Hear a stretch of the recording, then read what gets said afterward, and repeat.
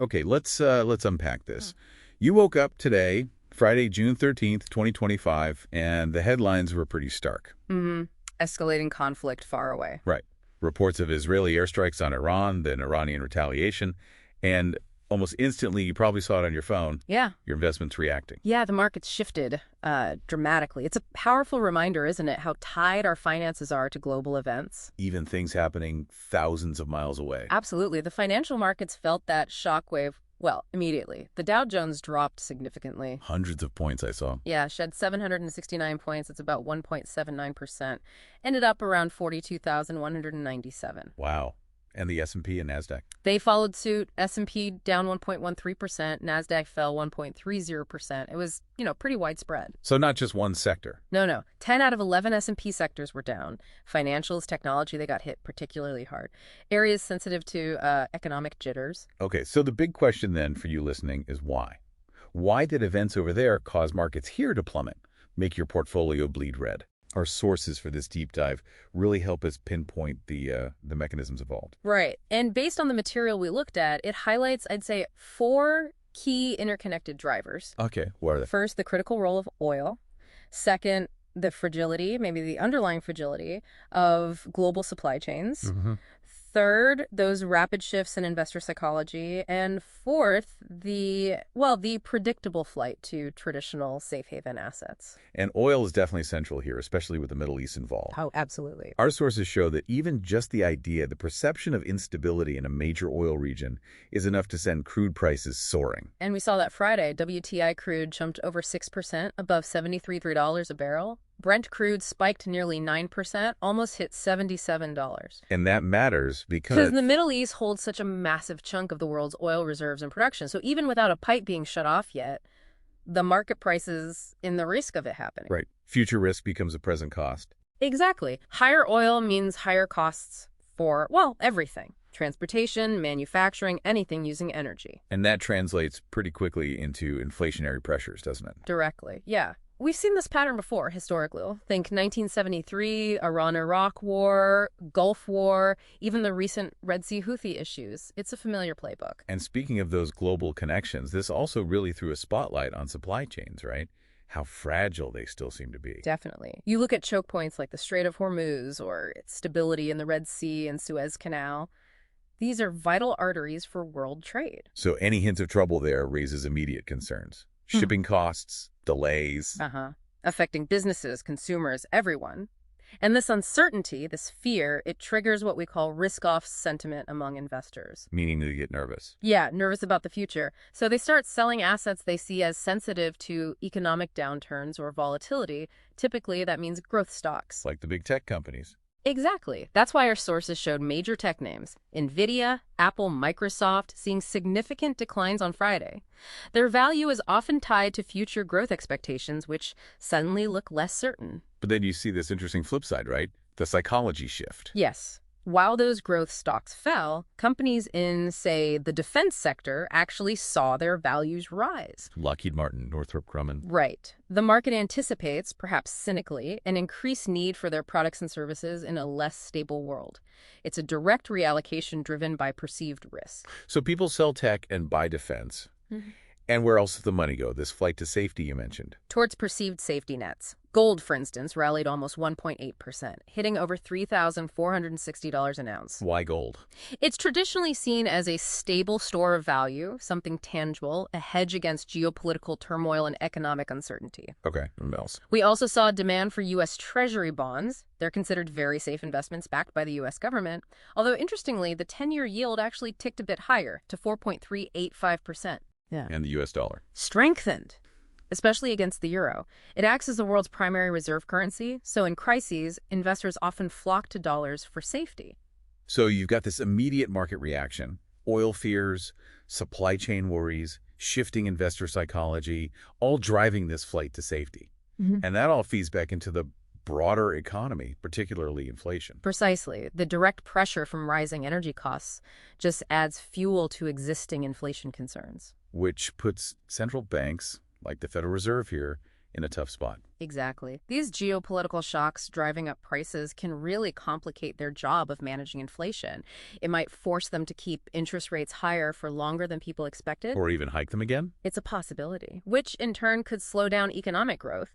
And that raises the specter of stagflation. Right, that nasty mix of inflation and slowing growth. Yeah, not ideal. And the ripple effects, that they go beyond just energy and tech, right? Oh, for sure. Think about travel and leisure stocks. Delta, United, Carnival, they tumbled, hit by potentially higher fuel costs and just the general fear that instability might curb travel plans. Makes sense. And this kind of uncertainty, it can also dampen overall business confidence, maybe consumer spending, and potentially worsen those supply chain issues if ships have to reroute, say, around the Cape of Good Hope again. Okay, so connecting all this back to you, the listener, as an investor, what are the practical takeaways from our sources after a day like Friday? Well, the first one, maybe the most important, is try to avoid impulsive decisions. Panic selling during sharp downturns often locks in losses. Markets are volatile short term. Right. Easier said than done sometimes, but crucial. And diversification seems key here, too. Absolutely. Spreading investments across different assets, stocks, bonds, maybe some commodities across different industries, and even different parts of the world helps cushion the blow when one area gets hit hard. And keeping that long-term perspective. Essential. Remember your long-term goals. And strategies like dollar-cost averaging, investing fixed amounts regularly over time can really help smooth out the ride during these volatile periods. You buy more shares when prices are low, fewer when they're high. Stay calm, stay diversified, think long-term. And stay informed. But use reputable sources. Understand the why behind the market moves, not just react to every single headline flashing across your screen. Knowledge empowers more rational decisions. Okay, so here's a final thought, something for you to chew on based on all this. How does the market's immediate, almost gut reaction to geopolitical risk, reacting to the fear of disruption before it even fully happens, how does that highlight the incredible power of perception, of psychology, in global finance? Think about how the stability you perceive in your own financial life is shown in moments like these to be so deeply, intricately linked to the fragile balance of events happening maybe halfway around the world. Something to consider. Okay, let's dive in. You know, sometimes these huge global economic shifts, they don't come from some grand policy plan. Yeah. Sometimes they just, well, they erupt. Often from events far away, maybe conflicts, instability. Especially in places vital for energy. Exactly. And that's what our source material really digs into today, this idea of the ripple effect of oil shocks. That's the mission, yeah. Using these sources to see how a disruption, maybe thousands of miles away, how it instantly creates like real economic pain right where you live. It's kind of a direct line. There, it travels fast, and the consequences are tangible, global. So not just abstract numbers, we're talking about things you actually feel. Precisely. It's like a direct pipeline from geopolitical chaos straight to your wallet or the cash register. And the sources point to a key moment, right? The one that really drove this home globally for the first time, 1973. Ah, yes, 1973. The oil embargo. That wasn't just, a headline. It was an economic earthquake. An earthquake. Good word. How did it play out according to the sources? Well, that sudden cut in oil supply, it sent actual shivers through the global economy almost immediately. The world just got way more expensive, very, very fast. So inflation, prices going up. Yes, but not just inflation. It brought in this really difficult thing economists call stagflation. Stagflation. Right. Define that again for us. It's a nasty combo. You've got prices shooting up relentlessly, but at the same time, economic growth just stalls or even shrinks. Ouch. So things cost more, but the economy's not growing to help you afford them. Exactly. A really tough punch for economies everywhere to take. And the sources, they show this wasn't just a one-off event, right? We didn't just learn our lesson in 73 and fix it. No, unfortunately not. At that vulnerability, it kept getting exposed. Think about the Iran-Iraq War in the 80s. Right, that dragged on for years. It did. And then, bam, the Gulf War in the early 90s. Another sharp shock. The sources highlight these as, well, pretty stark reminders. These weren't just far-off conflicts.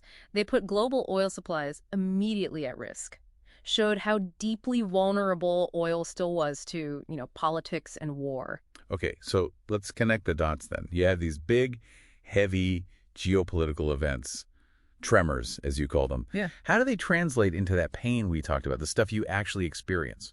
Well, the first place most people see it, the most obvious one. The gas station. Yep, that number on the pump just jumps, sometimes drastically. That hits home right away. But that doesn't stop there, does it? It ripples out. Oh, absolutely. Because energy costs feed into everything. Suddenly, transportation costs surge for the entire economy. Okay, explain that. What kind of transport? Think about it. Getting food from the farm, getting goods from the factory, shipping things across oceans, trucks delivering to stores, even that final package to your door. Every step. Every single step in the supply chain relies on energy, so every step gets more expensive. It puts a huge squeeze on businesses, right? Their operating costs just shot up. Exactly. It's this like relentless drag on their costs. And that means their profits get squeezed. So businesses have a choice. Absorb the hit. Which hurts their bottom line, maybe leads to cuts. Or they pass those higher costs along. To us, the consumer. Precisely. So you end up paying more. Not just for gas, but for food, for clothes, for basically everything that needs to be made or moved. Yeah.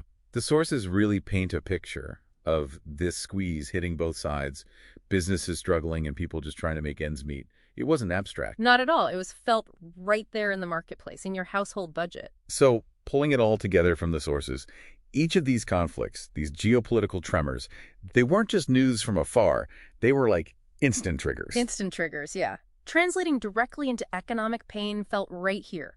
Higher transport costs, pressure on businesses. And that squeeze on your wallet, it's all connected. It really underscores, doesn't it, how much our, complex daily economic life hangs on these energy sources that are often far away and, frankly, pretty volatile. That dependency and that ongoing vulnerability, it definitely leaves you thinking, doesn't it? What does that mean for us looking ahead?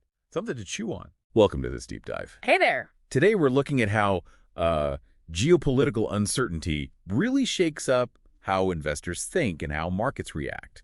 We're using your sources as our map. Yeah, and the mission, as always, is to pull out the core insights, the really crucial bits. And your sources state it plainly. When things get tense geopolitically, fear tends to take the wheel.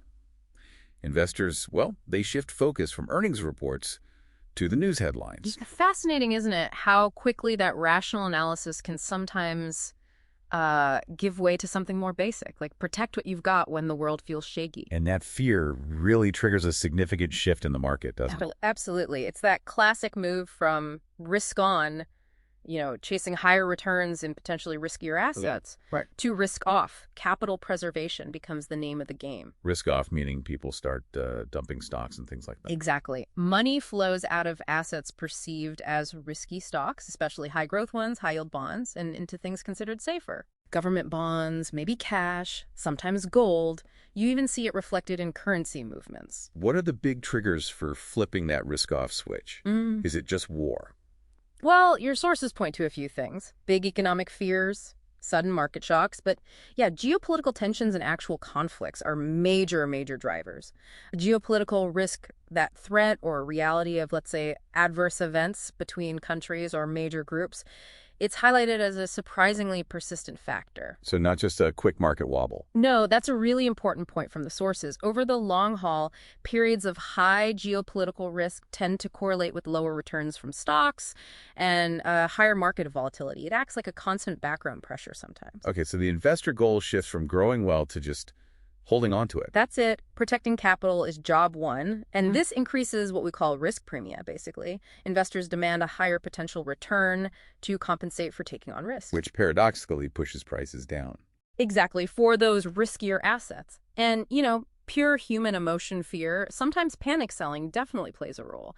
It underscores why having a strategy like diversification before the storm hits is so vital. So when that shift happens, where does the money actually go? What are these so-called safe havens?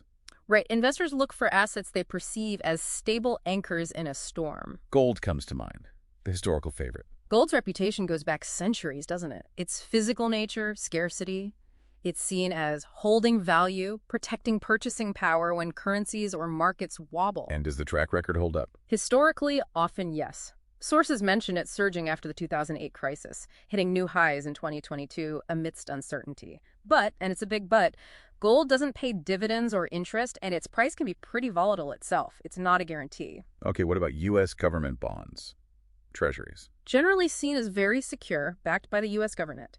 In a crisis, demand for treasuries typically surges, Pushing prices up. pushing prices up, which means the yield, the interest rate they effectively pay, goes down. Think back to the global financial crisis or the start of the COVID pandemic, huge flights into treasuries. But they're not totally risk-free, are they? No, definitely not. They carry interest rate risk if rates rise, existing bond prices fall. And inflation risk erodes the fixed payments. Longer-term bonds are much more sensitive to rate changes than short-term ones. Plus, the definition of safe can shift, Good point. And the U.S. dollar itself? The world's primary reserve currency. Massively liquid. In uncertain times, global investors often flock to the dollar, which strengthens it. It's that exorbitant privilege for the U.S. But a strong dollar can hurt U.S. exports. It can, makes them more expensive for others to buy. So fundamentally, safe havens are about preserving capital, protecting downside, not really about hitting home runs. Precisely. That's the core function in these scenarios. Preservation, not aggressive growth. Okay, let's shift gears slightly. How does this uncertainty play out across different sectors of the economy? Can't be bad for everyone, right? No, definitely not uniform. Geopolitical risk hits industries very differently. Some face immediate headwinds. Obvious ones like airlines, maybe tourism. Yeah. Direct impacts. Routes might change, security concerns rise, people cancel trips. We saw that starkly with COVID, though that was a health crisis with geopolitical dimensions. Tech and other high-growth sectors often suffer too. They're classic risk-off casualties, plus they're often very exposed to global supply chain disruptions. Your sources noted something striking. Nearly 80% of organizations reported supply chain disruptions in just 1 year, often linked to these broader shifts. Then consumer spending on, say, big-ticket items. Consumer discretionary, luxury goods. Yeah, people tend to pull back on non-essentials when they feel uncertain. They save more, just in case. But who finds opportunity in this kind of environment? Well, defense contractors, for one. Sadly, geopolitical tensions often lead governments to increase military spending. Companies with big order backlogs can benefit. Energy seems like another area that reacts strongly. Oh, absolutely. Energy markets are very sensitive. Tensions, especially in producing regions, can add a geopolitical risk premium to oil prices. Sources mention potential spikes linked to conflict risks. Disruptions to shipping lanes, like the Strait of Hormuz, are always a concern. This volatility can benefit energy producers, though it hits consumers. What about just basic needs? Food?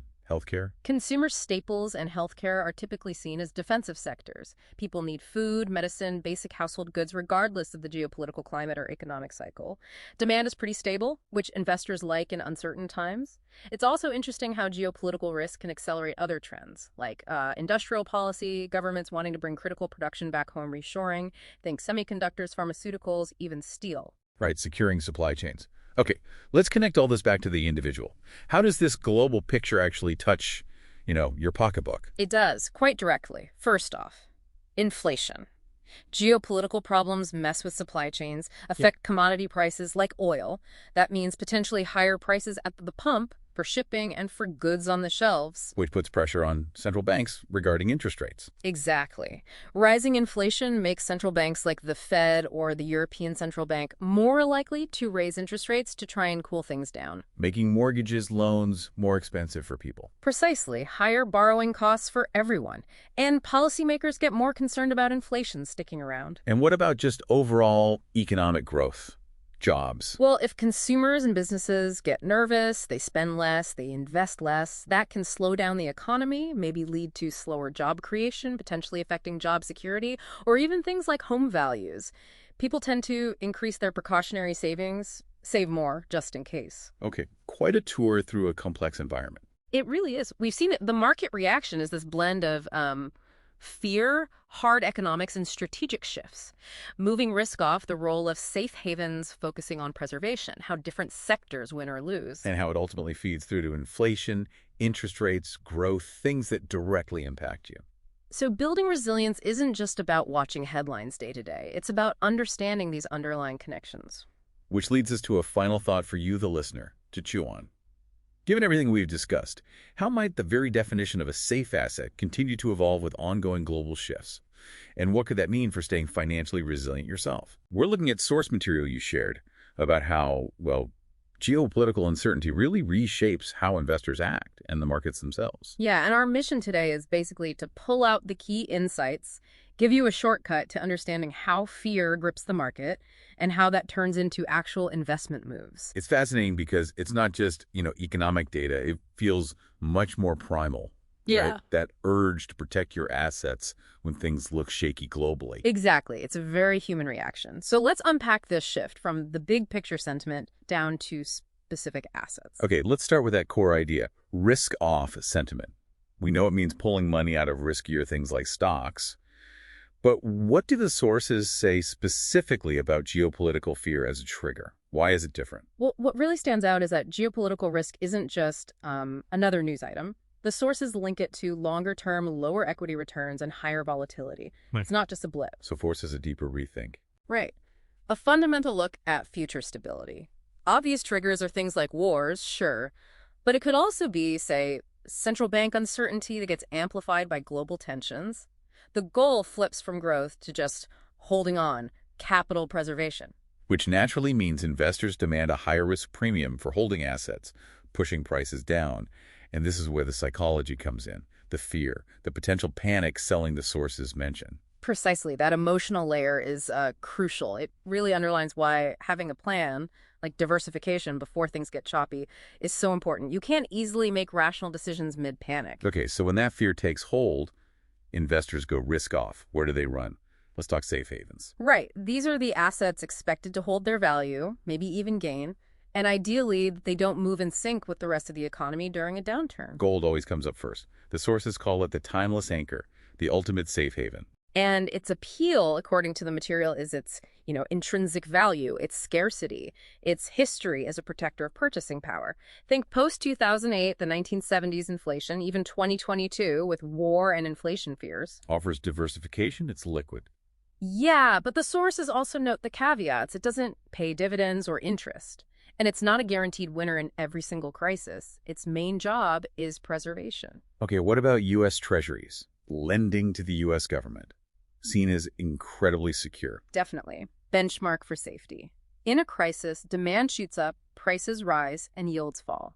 The sources point to the global financial crisis, early COVID classic examples. So there are nuances, right? It's not totally risk-free. Exactly. Interest rate changes, inflation, those are risks. And long-term bonds are way more volatile than short-term T-bills. Plus, who's buying them, like foreign investors, that can shift too. And the U.S. dollar itself. The sources highlight its role. Yeah, as the world's main reserve currency, it benefits from that flight to stability. Demand rises, the dollar strengthens, gives the U.S. that exorbitant privilege, better debt terms, easier stimulus. But a stronger dollar can hurt U.S. exports. Trade-offs. Always. The big takeaway for all these safe havens, really, is preservation first. And what's safe can change depending on the crisis, interest rates, inflation. You need to understand the specifics. So beyond just running to safety, this fear also creates clear winners and losers across different sectors. Airlines and tourism seem obvious losers. Yeah, directly hit. Yeah. Disruptions, higher fuel costs, maybe cancellations. The sources also flag supply chain issues hitting technology and growth stocks hard. Something like 80% of firms felt that impact. Reliance stability, global connections. Makes sense. And consumer discretionary luxury goods, things people cut back on first. Takes a hit, definitely. People get cautious, postpone big purchases. But then there are opportunities. Defense seems like a clear winner in these scenarios. Absolutely. Governments boost spending. The sources mention companies like Lockheed Martin, Raytheon benefiting directly, especially noted after the Russia-Ukraine conflict began. Defense stocks seen as a hedge. And energy. Geopolitical risk often means higher oil prices. Right. Regional conflicts, supply worries, OPEC plus decisions, it all adds a risk premium. Energy stocks often do well then.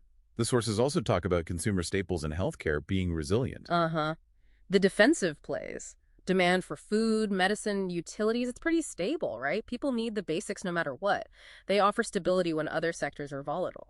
What's really interesting is how this isn't just market theory. The sources say it's driving real-world changes, like governments pushing industrial policy, companies reshoring production. Totally. This risk is physically reshaping how companies operate.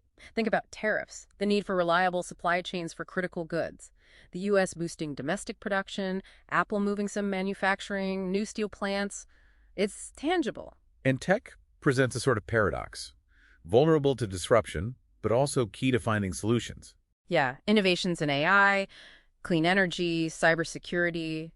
They're partly driven by the need to build resilience against these geopolitical shocks. And the demand for essentials just stays strong. That stickiness is fundamental. So, wrapping up, the market's reaction is clearly complex. It's that risk-off fear driving people to safe havens, but also these really significant shifts between sectors creating winners and losers. Exactly. Understanding the psychology, the mechanics of things like gold and treasuries, why some sectors suffer while others gain, and even how it influences government policy that's key for making informed choices. Geopolitical risk seems here to stay. Safe havens are about preserving capital, with caveats. Tech is complicated. Essentials are reliable. Right. Building resilience needs discipline, diversification, and just an awareness of how global events and, frankly, human emotion interact. It's about weathering the storm, maybe even finding an edge. And that leads to a really interesting thought, maybe for you to consider. If all this risk is speeding up things like reshoring and new industrial policies, what does that mean for the long run? For global trade, for investment flows, 5, 10 years down the line? Something to think about.